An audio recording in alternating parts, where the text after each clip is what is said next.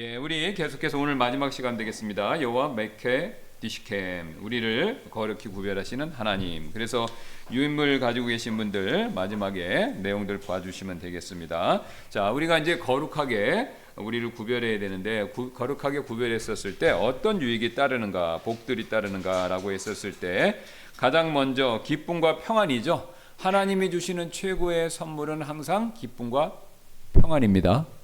여러분 왜 그렇죠? 억만금을 줘도요, 기쁨과 평안을 살 수가 없습니다. 몸이 아무리 건강해도요, 기쁨과 평안이 저절로 오는 게 아닙니다. 세상에 최고의 권력을 가진다고 하더라도요, 기쁨과 평안이 보장되는 게 아닙니다.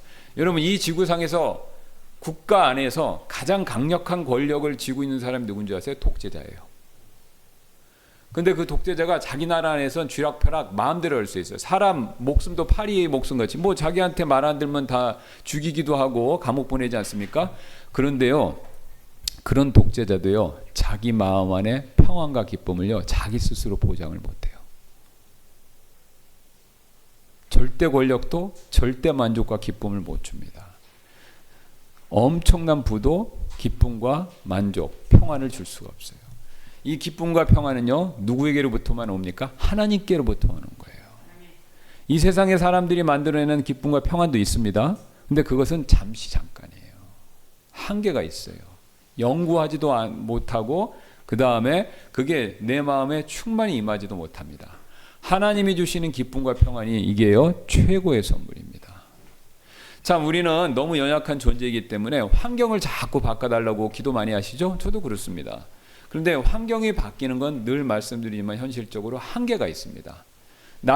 우리가 기도 아무리 열심히 하신다고, 몸 관리 아무리 열심히 하신다고 나이 드시면 아픈 거 피할 수 있습니까?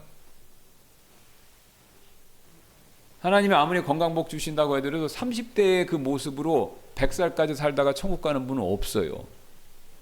그렇죠? 그 다음에 우리가 아무리 기도하고 이리저리 그 다음에 어려움과 환난과 고난을 피하려고 한다고 그게 다 피해집니까? 아니죠. 오히려 성경에서 보시면 영적인 사람일수록 어려움과 고난이 더 많습니다. 왜요? 세상은요, 하나님 말씀대로 살면요, 칭찬해 주는 게 아니라 핍박합니다. 인정해 주는 게 아니라 이용해 먹어요. 여러분 다 연세가 있으신 분들은 겪어보셔서 아실 겁니다. 그래서요, 우리가 아무리 이렇게 애를 쓰고 한다고 하더라도 기쁨과 평안을 우리 스스로 얻어낼 수가 없습니다. 그게 하나님이 주시는 거예요. 하나님이 주시는 참된 만족이죠. 그걸 우리가 받을 때 이 세상에 내 환경, 내 여건, 내 가진 바, 또 내 지위와 상관없이 우리는요, 참된 만족을 누릴 수 있습니다. 이게 최고의 선물이에요. 최고. 그러니까 로마서 5장에 구원받고 나서 하나님 주시는 첫 번째 복이 뭐냐면 하나님과 화평을 누리는도다. 평안을 말씀하시죠. 그것도 왜 항상 기뻐하라 말씀하시는 것도 왜 하나님이 항상 기뻐하라고 말씀하십니까? 이게 인간에게 최고의 복이기 때문에 그렇습니다. 자, 의학자들의 연구를 통해서도 이게 증명됐어요. 인간은요, 기쁠 때 몸의 건강 상태가 제일 좋다고 합니다. 각종 호르몬이나 이런 게 나오는 게 다 입증됐잖아요. 그죠? 예. 근데 그 가짜 기쁨이 있어요. 가짜 기쁨은 인간이 만들어낸 유한하고 짧은 것들이죠. 그죠? 여러분 왜 사람들을 마약합니까? 그런 기쁨과 만족을 누리려고 하는 거죠. 근데 그건 인위적인 거예요. 하나님 만들어 놓으신 신체의 리듬을 무시하고 약물을 주입해서 억지로 만드니까 그게 신체 시스템이 결국 파괴되면서 마약 중독이라는 무서운 결과가 있는 거 아닙니까? 근데 정상적인 상태에서는요, 하나님 주시는 기쁨이 인간에게 있어서 최고의 복입니다. 그러니까 그래서 우리는요, 어떤 환경을 바꿔주셔서 나한테 만족을 주셔라, 이런 기도보다는요, 환경과 상관없이 내 기쁨이 뺏기지 않게 해주세요, 이렇게 기도하셔야 됩니다. 그럼 이건 백발백중 응답받는 기도예요.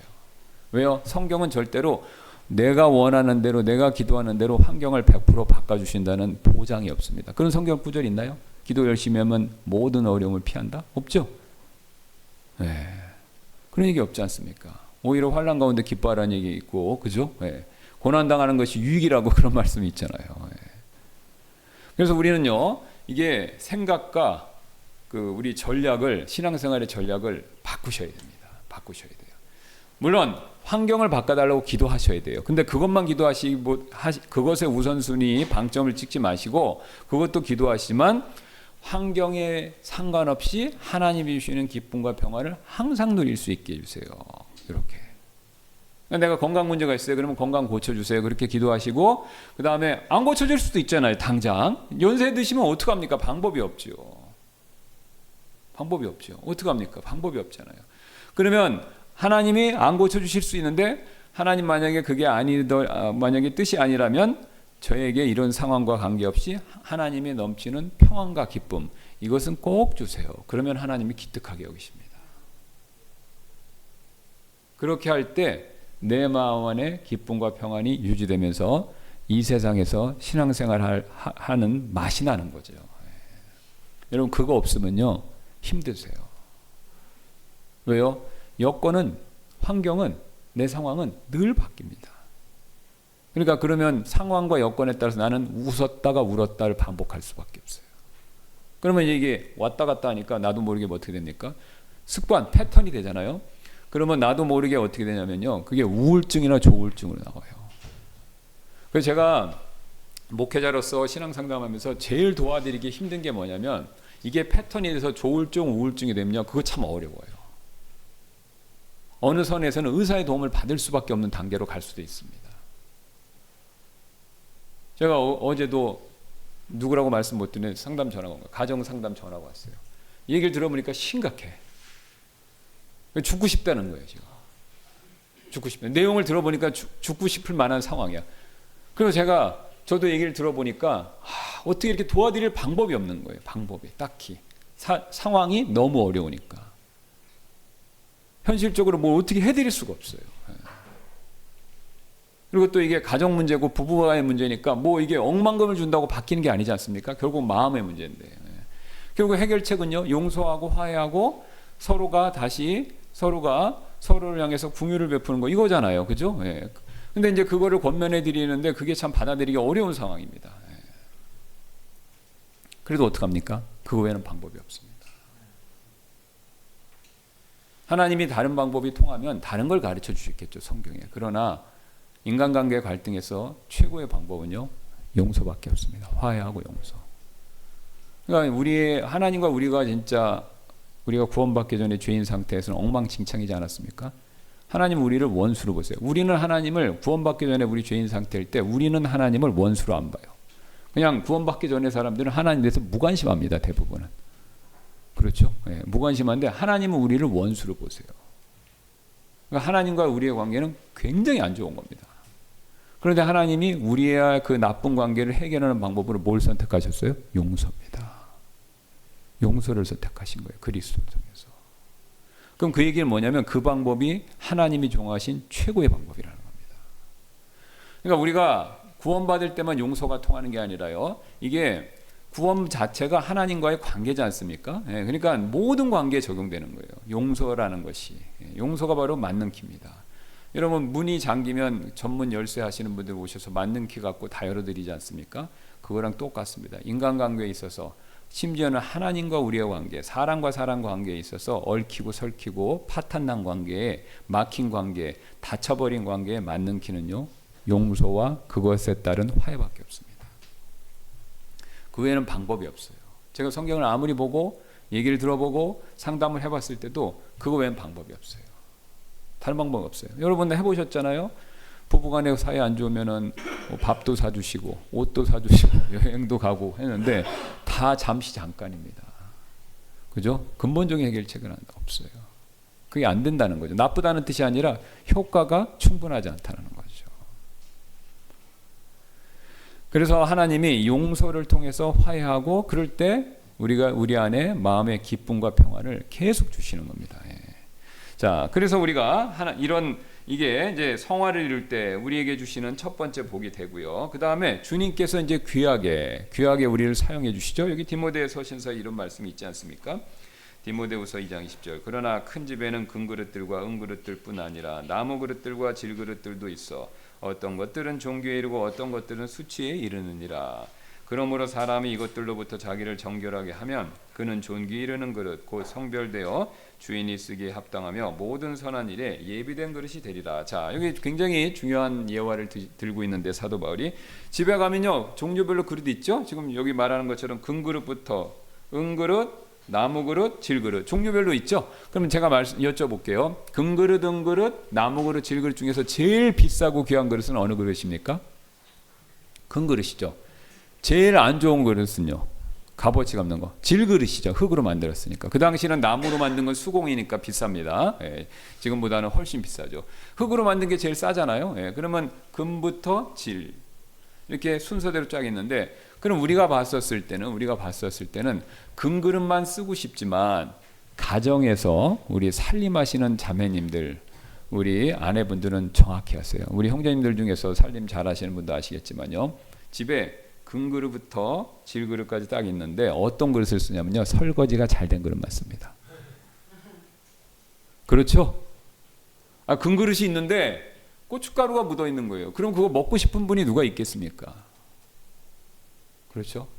설거지가 잘 된 그릇을 먼저 쓰게 돼 있습니다. 그러니까 하나님의 집에도 똑같아요. 자, 우리 각자 은사와 선물이 금그릇에 해당하는 분도 있고 은그릇에 해당하는 분도 있고 나무그릇과 질그릇에 해당하는 분이 있어요. 다 정해져 있어요. 예, 다 있습니다. 그런데 하나님이 어떤 그릇을 제일 먼저 쓰시냐면요, 깨끗한 그릇입니다. 그럼 뭐가 깨끗한 겁니까? 마음이. 영적 상태가. 마음이 깨끗해야 하나님이 첫 번째로 쓰십니다. 은사와 선물과 위치는 두 번째예요. 그 필요 없다는 뜻이 아닙니다.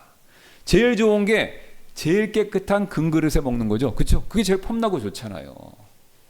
그런데 아무리 금그릇이라도 아내가 깨끗하지 않으면 첫 번째로 쓸 수가 없습니다. 첫 번째로 쓸 수가 없죠.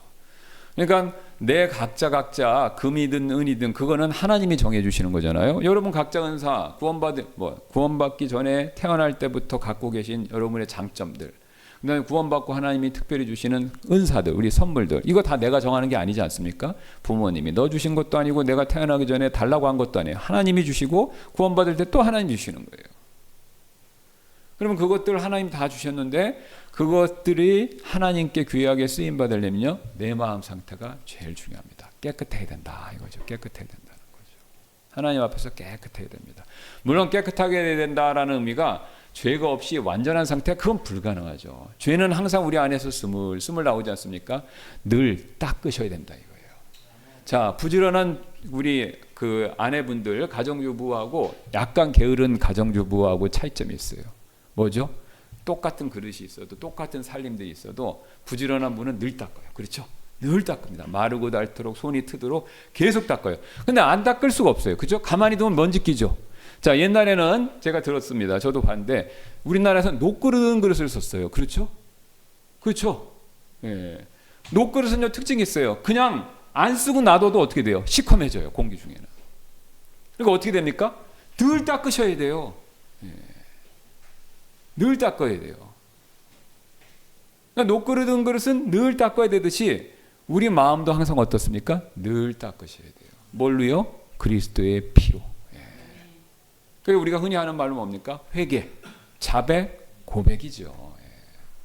그걸로 늘, 자 보세요. 녹그릇 가만히 있으면 저절로 산화작용에 의해서 시커멓게 때가 끼죠? 그거 늘 이렇게 약 묻혀서, 옛날에는 없으니까 지푸라기에다가 뭐 연마제 같은 거, 재 같은 거 묻히셔갖고 이렇게 막 하셨잖아요. 그것처럼 항상 그리스도의 보혈로 스물스물 흘러나오는 우리의 죄들, 이거를 닦으셔야 됩니다. 그래서 항상 깨끗한 상태를 유지하도록 계속해서 자백하시고 고백하시고 회개하셔야 됩니다. 제가 계속해서 거듭해서 말씀드렸듯이, 자, 주님께 가려면요, 지성소에 있는, 성소에 있는 주님께 가려면요, 제사장들이나 일반 성도들이, 이스라엘 백성들이 제일 먼저 어디를 거쳐가야 됩니까? 제단이지 않습니까? 제단 없이는 성소나 지성소로 못 갑니다. 순서가 이렇게 정해져 있어요. 그 제단이 뭘 상징합니까? 예수님의 십자가죠. 예. 그럼 보세요.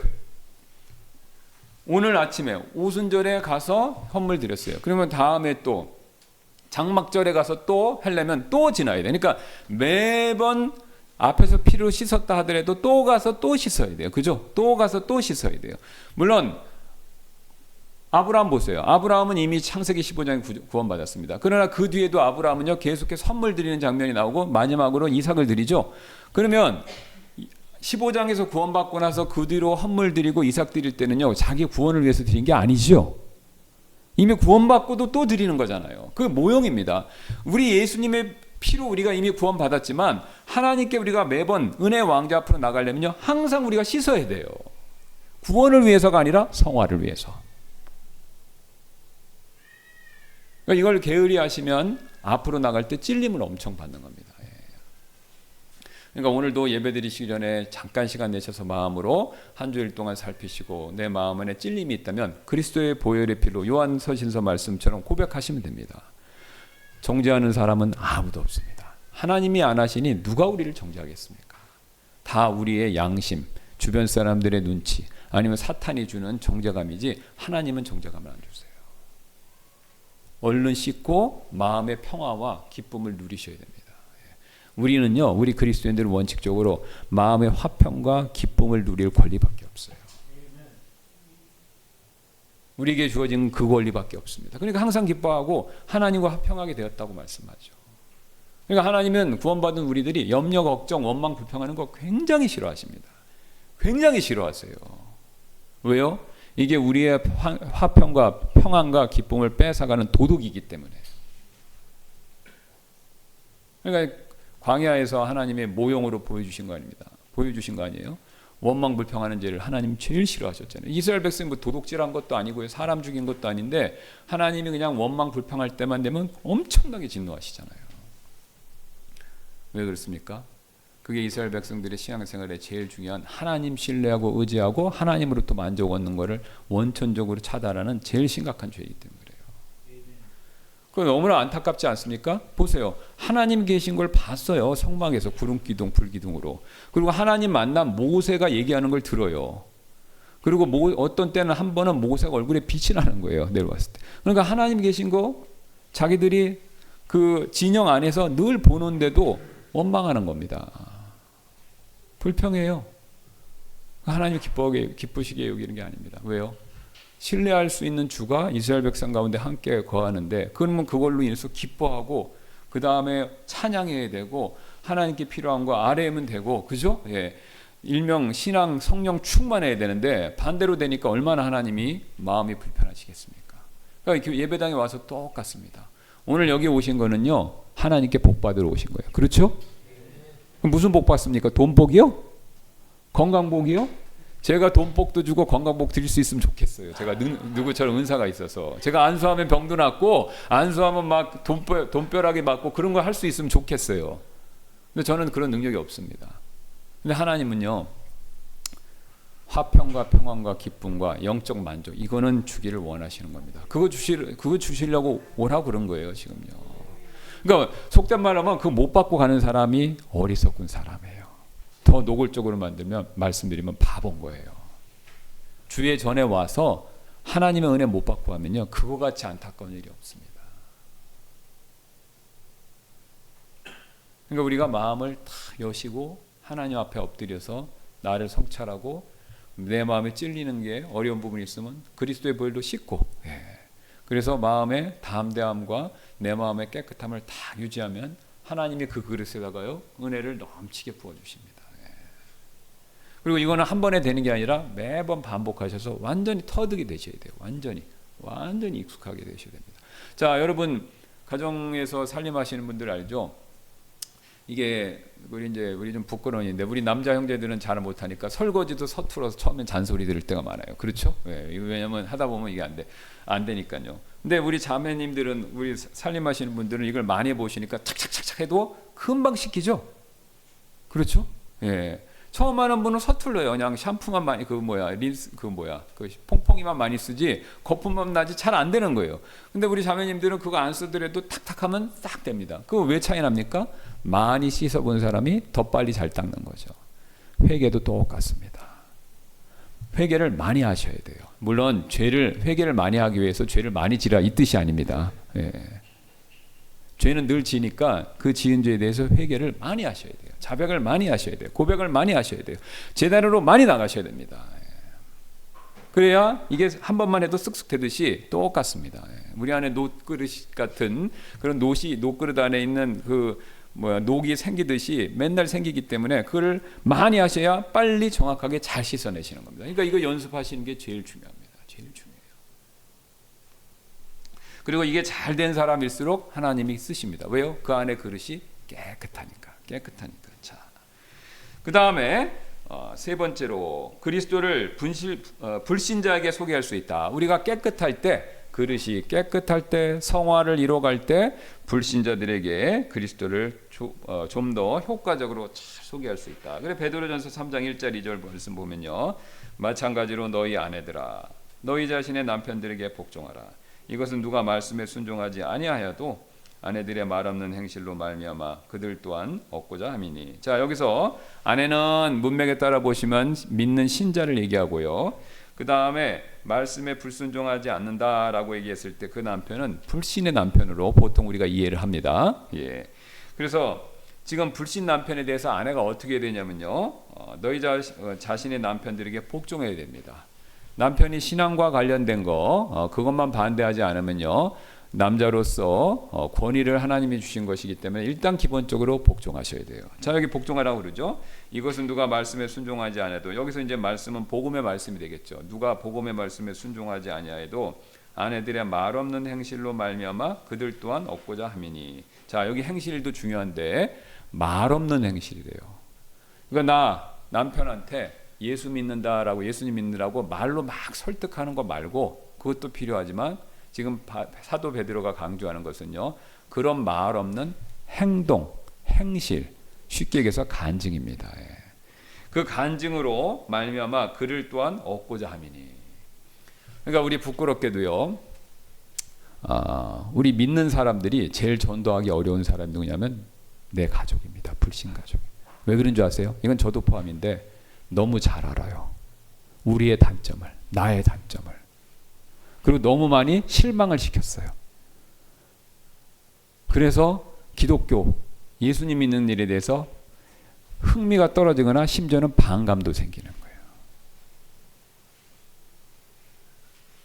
그래서 믿는 사람의 제일 가까운 사람들이 오히려 복음 전하기 제일 어렵습니다. 그래서 혹자가 이런 그러니까 약간 자조적인 이런 농담도 해요. 그래서 제일 사실 복음 전하는 효과가 좋은 것이 어디냐면 선교지래요. 왜? 나를 모르니까. 나의 단점을 모르니까 나를 제일 모르는 사람한테 복음을 전하는 게 제일 효과가 있다는 거예요. 나를 제일 잘하는 사람한테 복음 전하기가 제일 어렵다는 거예요. 왜요? 여기 나오잖아요. 선한 행실로, 말 없는 행실로 이걸로 보여주기가 제일 어렵기 때문에 그렇습니다. 근데 지금 사도 베드로는 어떻게 말씀하고 있어요? 말뿐만 아니라, 여기서 말을 강조 안 하잖아요. 말 없는 행실로 말미암아 그를 또한 얻고자 함이니. 그러니까 우리가 뭐냐면 우리의 간증으로 복음을 전하라 이거죠.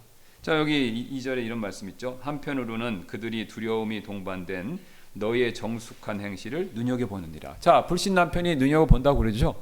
다 보고 있습니다. 믿지 않는 사람들은요, 다 유심히 봐요. 우리가 기독교인이라는 사실에 근거해서. 그런데 그들은요, 안 속습니다. 우리의 말에 안 속아요. 우리의 행동을 보고 판단하고 결정하죠.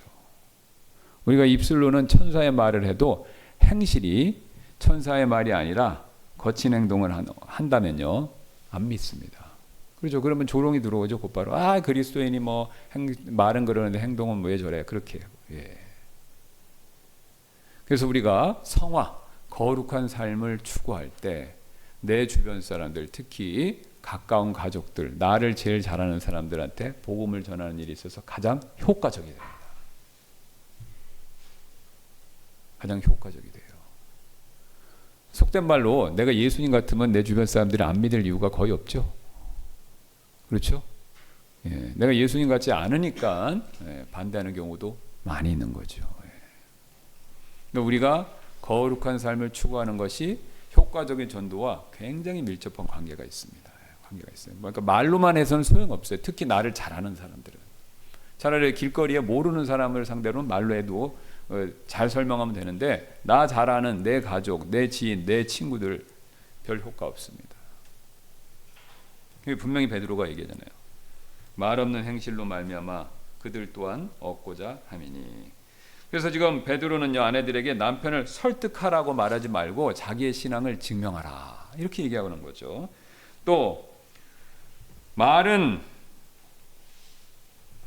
우리가 말을 탁 하면요, 귀따가 막 복음 전하는 걸 막 붙잡고 막 얘기하면요, 귀를 따갑게 여기고 귀를 닫을 수 있어요. 그죠? 막 복음으로 막 설득하면. 근데 행실은요, 우리 선한 행실은요, 그 사람들이 안 볼 수가 없어요. 그러니까 강제력은요, 말보다 행동이 더 큽니다. 왜냐하면 살 때 같이 그러니까 우리가 사이가 나빠지면 말을 안 하잖아요. 근데 행동은 늘 하니까 어쩔 수가 없는 거예요. 그러니까 내 말에는 귀를 닫아도 눈은 떠져 있으니까 내 선한 행동에는 그들이 눈을 감을 수가 없어요.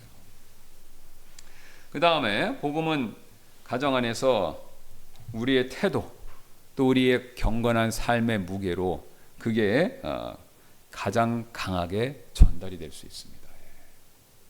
그러니까 우리가 거룩한 삶을 살면 전도하는 것은 뒤따라옵니다. 물론 전도를 안 해도 된다는 것이 아니라 훨씬 더 무게감 있게, 특히 내가 아는 사람들한테 복음을 효과적으로 전할 수 있다 이거죠. 자, 그 다음에 주님께서 우리의 기도를 더 들으신다라는 약속들이 성경에 있죠. 자, 그래서 뭐 베드로전서 3장 11절 12절에도 있고 야고보서 5장 16절에도 있습니다. 예, 너희 잘못을 서로 고백하고 너희가 고침을 받도록 서로를 위해 기도하라. 여기 말씀 있죠. 너희 잘못들을 서로 고백하고 고침을 받도록 서로를 위해 기도하라. 그러니까 우리가 병 고침이 있기 위해서는요, 죄에 대한 고백이 있고, 그 다음에 우리가 기도할 때 하나님께서 더 들으신다. 이 약속이 있죠. 그래서 의인의 효력이 있고 뜨거운 기도는 많은 유익이 있다. 이렇게 말씀하시죠. 그 다음에 우리가 이미 잘 아시는 대로 우리의 거룩한 삶의 기준에 따라서 뭐가 있습니까? 나중에 그리스도의 심판석에서 보상이 있죠. 예, 보상이 있습니다. 우리가 얼마나 우리를 깨끗하게, 우리가 금그릇이냐 은그릇이냐 목그릇이냐 나무그릇이냐 질그릇이냐, 이거는 우리가 결정권이 아닙니다. 하나님이 정해주신 것이고, 우리가 그 그릇들 안을 얼마나 깨끗이 잘 닦는가, 이건 우리 책임이죠. 그러면 그 잘 닦은 것에 따라 하나님이 은혜와 복을 주시고 또 사용해 주시지 않습니까? 거기에 맞춰서 하나님이 또 보상을 주시는 거죠. 예. 보상을 주시는 겁니다. 자, 그래서 사도 바울이 빌립보서 2장 11절 12절에서 이런 권면을 주고 있죠. 그런즉 나의 사랑하는 자들아, 너희는 항상 순종한 것 같이, 너희가 항상 순종한 것 같이 내가 있을 때뿐만 아니라 지금 내가 없을 때에도 더욱더 순종하여 너희 자신의 구원을 두려움과 떨림으로 일하여 드러내라. 여러분, 우리가 구원받은 것을요 일해서 드러내는데 그 방법이 뭡니까? 순종을 통해서. 예. 어떤 순종입니까? 하나님 앞에서 거룩한 성화의 삶을 사는 순종을 통해서 우리가 이미 받은 구원을 밖으로 드러내라. 이렇게 말씀하고 계시는 거죠. 이는 자신의 선하신 기쁨에 따라 너희 안에서 일하사 원하게도 하시고 행하게도 하시는 분은 하나님이시기 때문이니라. 그러면서 이 14절 15절 이렇게 얘기하죠. 모든 일들을 불평과 언쟁이 없게 할지니. 불평하지 말라, 논쟁하지 말라, 이렇게 얘기하죠. 이것은 너희가 흠이 없고, 보세요, 이런 거 없어야 흠이 없다고 그러죠. 너희가 흠이 없고 무해한 자들, 곧 구부러지고 삐뚤어진 민족 가운데서 책망받을 것이 없는 하나님의 아들들이 되게 하여 그들 중에서 너희가 세상에 있는 빛들로 빛나며. 자, 우리가 세상의 빛들로 빛나는 방법 뭡니까? 거룩함을 추구하는 겁니다. 근데 그 거룩함을 추구하기 위해선 저와 여러분은 순종하셔야 됩니다. 뭐에 순종해야 됩니까? 하나님의 말씀에. 특히 기쁨과 평안을 누리기 위해서 내 안을 닦는 거, 이 말씀에 순종하셔야 귀한 그릇으로도 쓰이고 선한 간증으로 이웃들에게 복음도 전하고 그리스도의 심판석 앞에서도 보상도 따르는 것이죠.